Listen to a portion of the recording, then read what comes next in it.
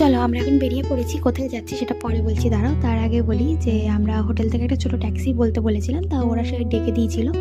কারণ একটা ছোটো ট্যাক্সি করে আমরা এখন যাব দুজন মিলে হচ্ছে ট্যাক্সি স্ট্যান্ডে, ওখান থেকে আমাদের মেন গাড়ি।